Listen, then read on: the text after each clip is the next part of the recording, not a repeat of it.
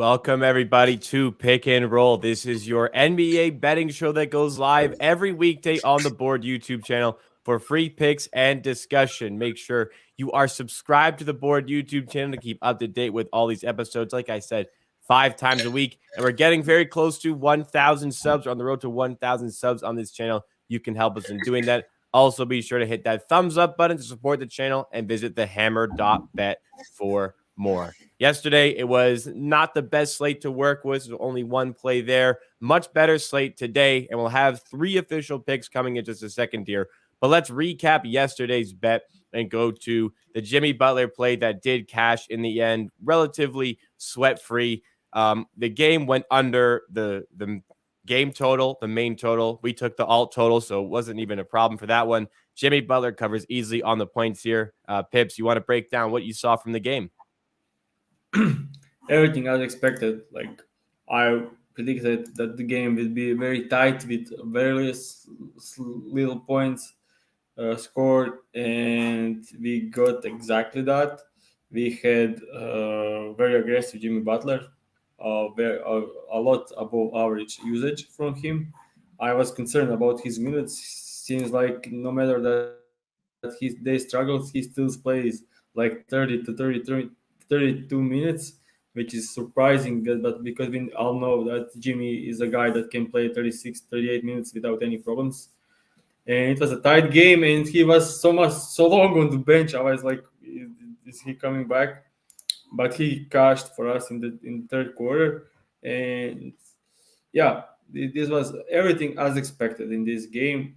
The game was 200 points, so it was 17 points below a regular line set, and like 27 points against our line. So that was like easy, very very easy cover. Yeah, so good stuff on that one.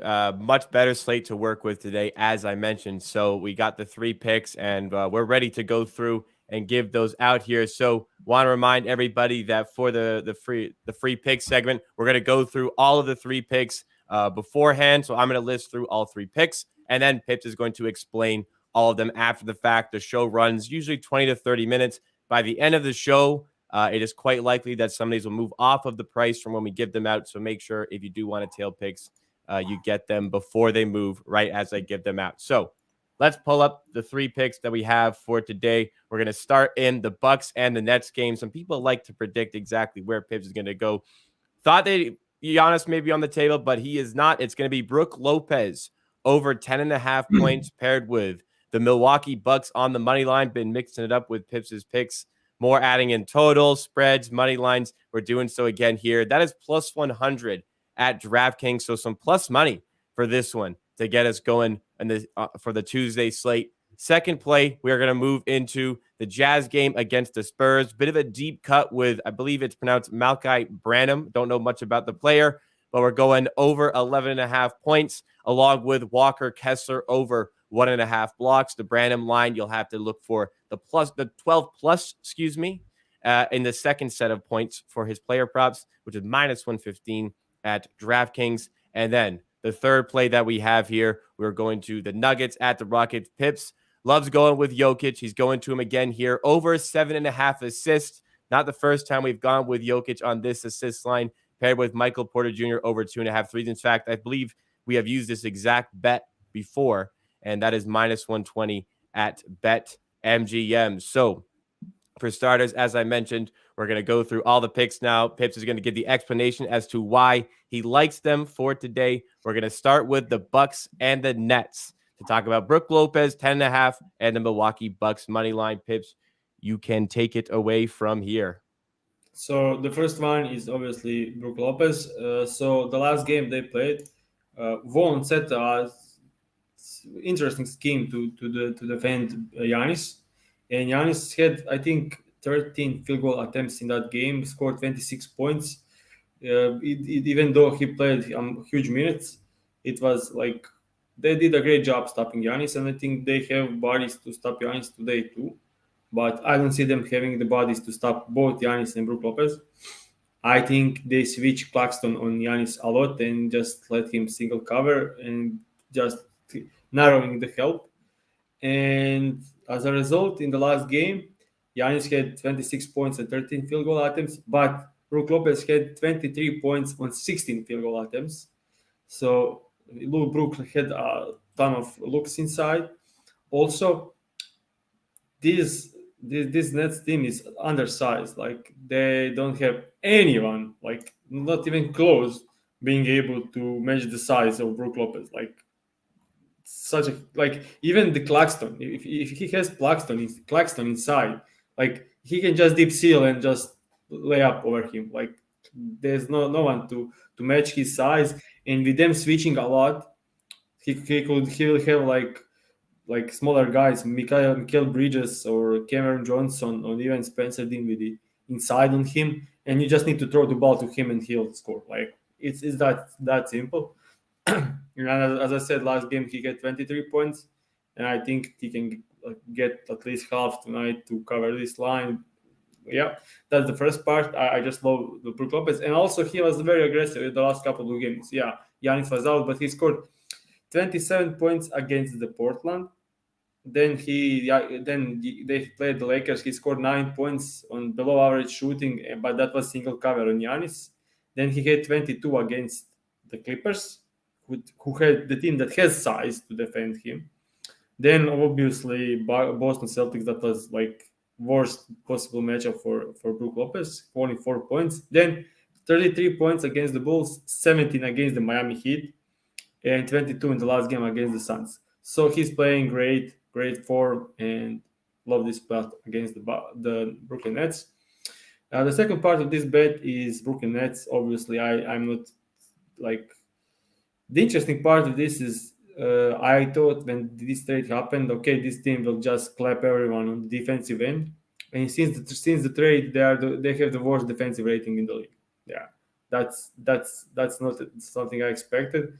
So with them being that poor on defense, I don't think they have any chance on stopping Milwaukee Bucks. And also Giannis is back. They won 14 in a row, and I think like I watched the game against the Suns, and they played without Giannis, and they were amazing, just amazing. The shots weren't falling for them, and they won. So that's pretty amazing. And the thing is, Brooklyn Nets is bunch of spot up shooters. Like almost everyone on that team is main offense is spot up shooting. Like Mikael Bridges added some stuff, but he's still spot up shooter. Cameron Johnson is spot up shooter. Royce O'Neal is spot up shooter. Like almost half the team is spot up shooters. And Bucks are the best spot up shooting defense. They are 100% on spot up shooting this season because they are staying on their players and just allowing 2-on-2 plays. And I just don't see for the Bucks two games against Brook Lopez and Drew Holiday. Like they are not good enough. Like I don't see where the scoring came from, and they can't stop anything. I wouldn't be surprised if we see like 120-90 blowout win for the Bucks. And yeah, that's I love the Bucks to win tonight. And also we can add to discussion about Bucks. I have so many great words about that team, so we can talk about it more later. Yeah, and the Bucks, I mean, they're my pick to win the championship this season. There's a ton to like about the Milwaukee Bucks. 14 games in a row is obviously extraordinarily impressive. So going with them here against the Nets, I like the spot, and with plus 100 odds, looking good. Let's move to our second play now, and we're going to the San Antonio Spurs at the Utah Jazz. Going with a deep cut on this one, as I said, Malachi Branham, and we're going with Walker Kessler, the block machine, to get his number as well. So we are betting. Yeah, you already said it. So I'll say Malachi Branham. He's playing great lately. You can show the graph for his scoring. Like as I said, they are going to rookies. So first of all, only under came against the Raptors, huge under, and it's difficult for a rookie to play against that size. Like you need to play a couple of games away at the Raptors to really get it going. Like it's difficult for a rookie to play that game. You know it greatly. The Atlanta House game was, I think he was 4 for 15 from the floor. Just poor shooting night. Like he was aggressive, and everything was going great. Only his shots weren't falling, and everything else like that's 18.1 points average, even with 4 points against the Raptors average. The last game against the Utah Jazz, he was blocked 2 times in the spare of like 30 seconds, and was like after that he was like completely out of the game. Like he was scared to go inside to Kessler. Yeah. He was amazing, but he still shot for 16 times and scored 13 points and covered this line easily. I bet this one in the last game, and let's talk. I mean, like betting guards over Utah Jazz is always great. Like you can just blindly bet it, and I You've done think it a that will lot. be, You've done it a lot. that will be profitable. But this is on the lower line, and I'll combine with Kessler, and I'll just talk about like 5 minutes about Kessler. Like this guy is unbelievable. So the second part is you can show the graph for the blocks that everyone can see, and I'll talk about it sometime. So this is Walker Kessler with 24 plus minutes in the game, and he covered this line in 19 out of the 22 games. That's 86%, like unbelievable. And if you take a look, his season average is 3.1. That's with 24 plus minutes, 3.1. He is actually second in the league in block shots per 36 minutes, and that's like by huge margin. I'll just mention some great shot blockers. So over per 36 minutes, Claxton is at 3.1, Brook Lopez 2.8, Miles Turner 2.8, Capella 1.7, Gobert, yes, Rudy Gobert, like the guy who they traded for, is 1.6 per 36 minutes, 1.6 blocks per 36 minutes, and Walker Kessler has more than double. That's just Wow. unbelievable. Yeah, Wow. and yeah, if he actually he's the leading in the he leads the league. I mean, he's second to Jaren Jackson Jr., who is playing a roaming guy at the four, which is not the same as playing the center. And unbelievable guy. And as we can see, last I bet him last time, and he had like 5 blocks, like easily. And also, one part of this bet is if we take a look at all these players that I mentioned as a great blockers, Claxton had 3 and 4 blocks against the Spurs. Jaren Jackson had 7 in 2 games. Brook Lopez had 2. Capella had 3. Gobert had 3, 2, and 1. So everyone went like double above their average against the Spurs. Also, Spurs are allowing the most blocks to opposing centers over the last 30 games. And if you take correlation between teams that are allowing the most points in the under the 8 feet, Kessler against those teams that are shooting the most points from the inside. So I just need to like repeat this: like the teams that are shooting the most under the 8 feet, like close to the rim, are usually like correlated with most blocks allowed per game. So I'll say like the Spurs are fifth in those area, and the teams above are Memphis. Kessler had 3 and 6 blocks against the Memphis Thunders. Kessler had 7 blocks against them. Houston, Kessler had 2 blocks in only 17 minutes. Pelicans, he had 2, 3, and 3 blocks against them. And Lakers, so that's top five. And Lakers, he had 2 and 2 in under 20 minutes both games. So in like this is like perfect bet, like on every statistical data possible. And I'm actually okay with betting over just single, like over 2.5 with plus money, just so everyone knows. But I'm going with this single part. That makes sense. Kessler is not going to win Rookie of the Year because that will be Paolo Banchero. I'd be quite shocked if he wasn't a finalist. I'd be also shocked he wasn't second in the voting because he has been outstanding this season.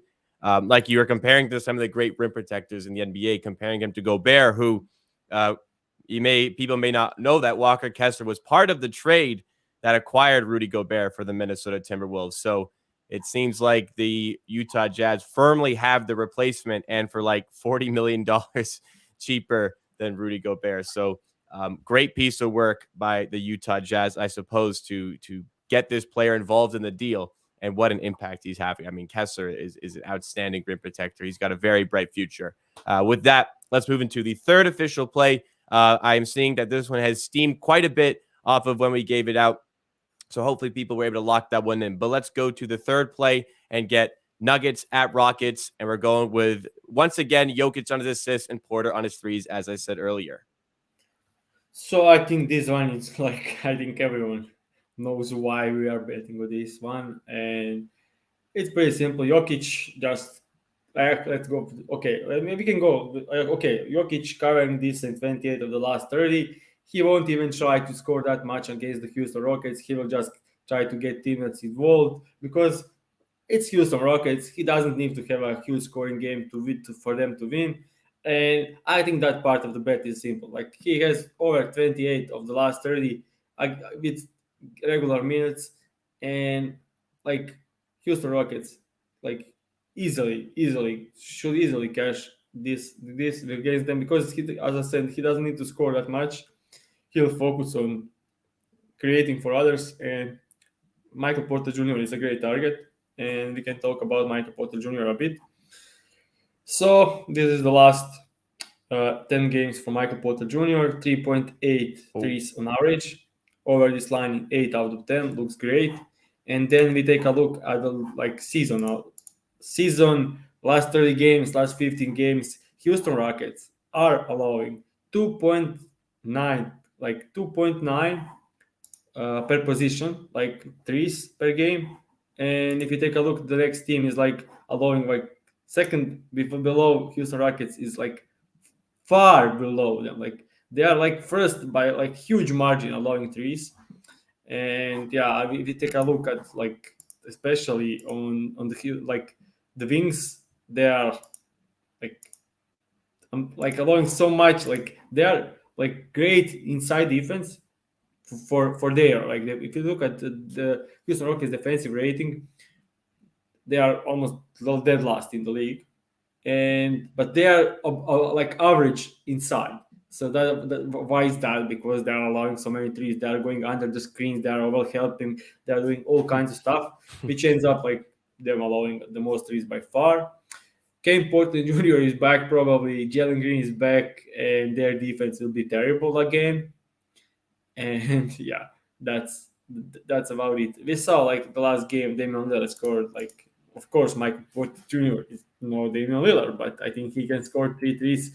Like he scored in some tough matchups. Like if you take a look at this graph, he scored threes in some tough matchups. He scored 5 against Dallas Mavericks, who allowed the least threes.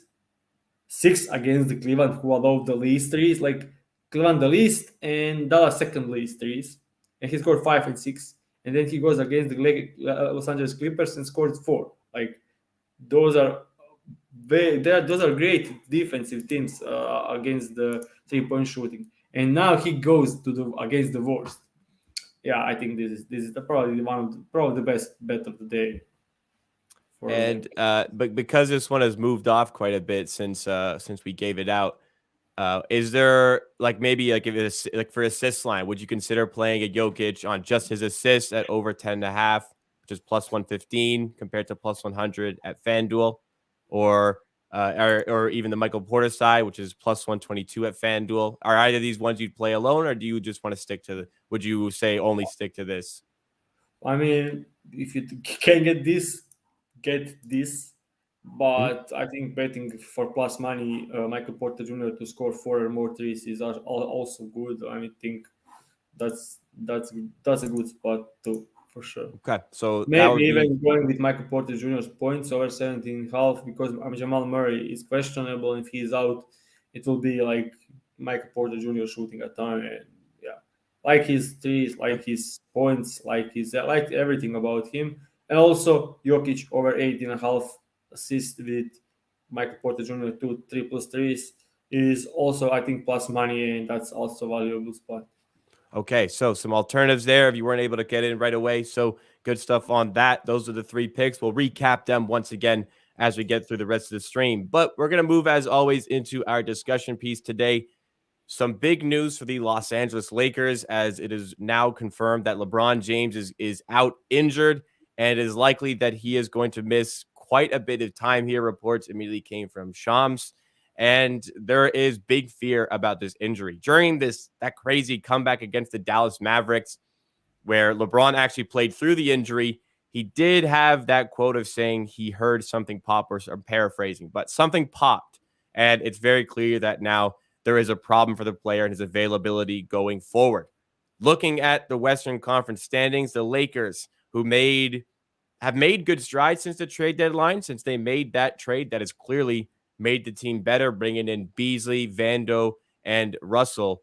They sit half a game back of that 10 spot to make the play-in tournament, but without LeBron James, we'll go to Pips. Is there any hope for this team in still making the playoffs with LeBron James set to miss an extended period of time? I think they still have some chance because West is now wide open. Like the recent stretch of the Timberwolves and Pelicans and losing like 3 or 4 in a row, they just like the Lakers are in 12th place and they are just 2.5 wins again off the 6th place, like of the 6th spot, and like West Conference is wide open. Like everyone can make the play-in tournament. Like even Thunders. Like if Lakers drop off huge, I don't trust the Timberwolves. I don't trust the Timberwolves. I don't trust the Utah Jazz. I don't trust the Portland Trail Blazers. So even OKC can make still the playoffs, the play-in tournament. So like between Warriors in the 7th spot and the Thunders in the 13th spot, like these are like 6 teams, 7 teams, and they're battling for the 4th spot. And I think every one of these teams can make it. It's like one game, one shot can decide this. Yeah. And can you just check the strength of the schedule? Like that will show us like Yeah. a time. Like you can share it on screen. Like that, I think that's the most important part of this. Like I think like a bit average schedule for the rest of the season. Maybe Yes. Let's pull it up here. So for the Lakers, they actually have one of the easiest remaining schedules according to Tankathon. This is processed just strictly by opposition win-loss percentage. Lakers have the 26th hardest schedule, which puts them at 5th easiest schedule for the remaining games. We go to some other teams. Golden State have a tough schedule. Portland are 10th for strength of schedule, first being the most difficult, 10th being the 10th most difficult. So I'll just say, like, I am so down at Portland and Utah Jazz, like, and then you have like 7 out of the 7 teams, you have 5, and 4 will make the play. So it'll be like really close. Like Pelicans are making it for sure. So that's like 3 spots. Can you check Timberwolves? I didn't look at the Timberwolves. Timberwolves are 3rd hardest remaining schedule. Yeah, that will be interesting. Like that will be like the last game will decide. Like probably, and I literally can see like, yeah, I don't know, man. Like Trailblazers, Portland is out. Like with Simons out, with Nurkic out, with trade they made. Like I think they are out of it. No matter how great Damian Lillard is. So them being out, Utah Jazz will probably drop off with difficult schedule. Timberwolves has like, I don't know, like I can see Warriors making it, Pelicans making it, and then it could literally be like Lakers and Thunders. Like I would love the Thunders to make the plays. Like that would be amazing. Yeah, like Thunders I'd like making to it see that. over Portland Trailblazers. Like Thunder, however, have lost 3 in a row. Their bid for that playing spot has kind of dwindled a little bit, but still within reach. I kind of agree with you. I don't trust the Blazers that much. I don't have a ton of faith in the Jazz. I mean, my faith has obviously gotten a little bit lost on the Lakers here without LeBron James, but I think there's some reason for optimism remaining in LA. I think there's still reason that there is belief they can make the play-in tournament. Anthony Davis will have to get a new level. And yeah, you want to add something? Yeah, but just wanted to say that Thunders lost 2 in a row, but Shea was out. Yes, Like, yes, of yeah, course. So so that's also a big thing. and they're within reach. They're one game back of that 10th spot, and the players definitely gonna be fighting for it. Shea has long been involved with this project. I'm sure that he wants to get into a position where maybe they can just sniff the playoff spots. But yeah, I think I kind of agree with you. Like I think the Warriors and Pelicans are gonna do it. Other than that, really I can see it unfolding in many different ways. There is no shoe in here, and I mean it's not as if Dallas can't even fall back into this equation a little bit. I don't expect them to, but it's not out of the realm of possibility that can happen. I think the I would say, Kings a bit too far now, but yeah, yeah, I would say like first five are sure playoff spots. Like I don't see any one of these top five teams dropping that much. Kings could probably, but I think they're 35 to like 30. I don't think. I think they could be the playing team, but like who will overtake them? Warriors. yeah. I I think I don't think think they're a so. little bit too far now. They won three in a row. I think Yeah, that's really because locked them in up here. yeah, they are over too far because not that they will win much, but these teams 7th, 8th, 9th, 10th, I don't see them winning a lot till the end of the season. Like Pelicans had like home game against the Magic and they lost. Like CJ was playing, Ingram was playing, Jonas was playing. Like they suddenly stinks, and I don't know why. I watched the game and I just can't see why. So lots can happen. Lots to potentially unfold in the Western Conference playoff race. Lakers' chances have obviously lessened without LeBron, but they can still do it. And it's anybody's. It's really, if you go on a run, literally, if you have a good week, that could be the difference between making it or not making it. And it could change I everything. Yeah, I just want to, like as I said when we spoke earlier about the first bet, I just take like to me 1 minute to talk about Milwaukee Bucks. Like man, like this guy. Okay, their schedule was pretty easy on that run, and every great team that they won against had best players out. That's like not trying to take anything out of it, but it is what it is. Like that's a fact. But like this team, like when healthy, Giannis, Drew Holiday, Chris Middleton, like if Brook Lopez, and then you have Jay Crowder, Bobby Portis, like Joe Ingles, Grayson Allen, Javon Carter, like that's unbelievably great team when they are healthy. And I watched against the Phoenix Suns, and I was like, okay, I am a bit on the Phoenix side, Suns side. Bucks are playing drop coverage, and like everyone, everyone on Suns teams is a like mid-range specialist.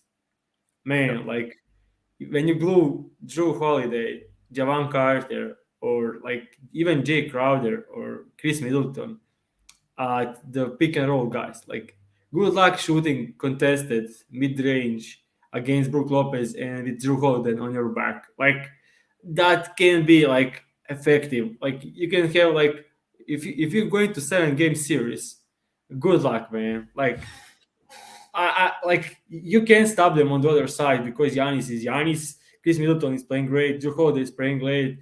Then you have like bunch of guys that can do a lot, and on defensive end, they are just amazing. Like when healthy, I think they are by far the best defensive team in the league. Like I will say, I like the Boston Celtics defense a lot, but I think this scheme of the Milwaukee Bucks is just in the 7 game series. Like good luck, man. Like you need to have like huge luck on your side with shooting to be able to win. Like that's it.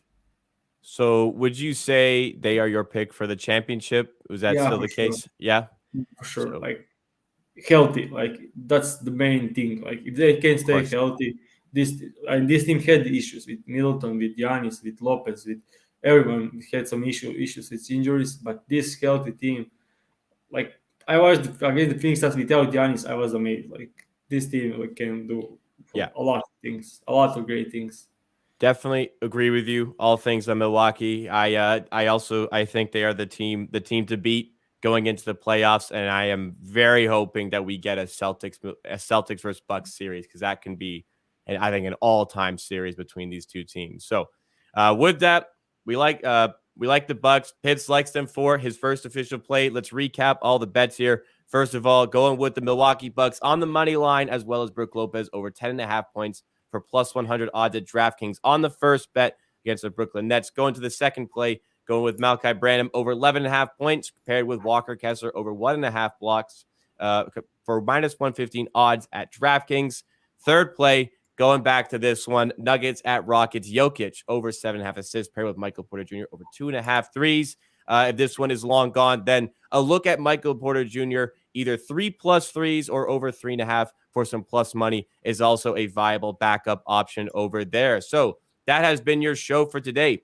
Thank you guys so much once again for tuning in. If you did enjoy, help us on the road to 1,000 subscribers by hitting that subscribe button on the Board HQ YouTube channel and like up this stream in particular if you found it to provide any sort of value along the way. Visit thehammer.bet for more sports betting content. And for myself and Pips, let's hope these picks do well. We will see you tomorrow for more Pick and Roll.